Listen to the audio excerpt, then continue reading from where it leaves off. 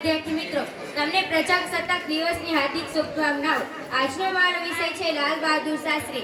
લાલ બહાદુર શાસ્ત્રી ભારતના એક મહાન નેતા અને સ્વાતંત્ર્ય સેનાની હતા। તેઓ ભારતના બીજા પ્રધાનમંત્રી હતા। તેમનો જન્મ ઈસવીસન 1904ના ઉત્તર પ્રદેશના મુગલસરાયમાં થયો હતો। તેમના પિતાનું નામ શારદ પ્રસાદ શ્રીવાસ્તવ અને માતાનું નામ રામદુલારી હતું। તેમના પિતા એક શિક્ષક હતા। તેમના પિતાનું અવસાન થયું ત્યારે શાસ્ત્રીજી માત્ર 1.5 વર્ષના જ હતા। 23 વર્ષની ઉંમરમાં શાસ્ત્રીજીના લગ્ન લલિતા દેવી સાથે થયા। શાસ્ત્રીજીએ મુગલસરાય અને વારાણસીમાં અભ્યાસ કર્યો હતો। ત્યાં તેઓ કાશી વિદ્યાપીઠ પ્રથમ શ્રેણીમાં સ્નાતક થયા હતા।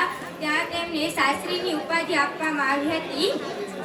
શાસ્ત્રીજી ગાંધીજીથી ખૂબ જ પ્રભાવિત હતા અને ગાંધીજી અહિંસાના પથ પર ચાલ્યા હતા। શાસ્ત્રીજી નાની ઉંમરમાં જ રાજનીતિમાં જોડાયા હતા। ઈસવીસન 1951માં અખિલ ભારતીય કોંગ્રેસ કમિટી મહાસચિવ તરીકે ચૂંટાયા।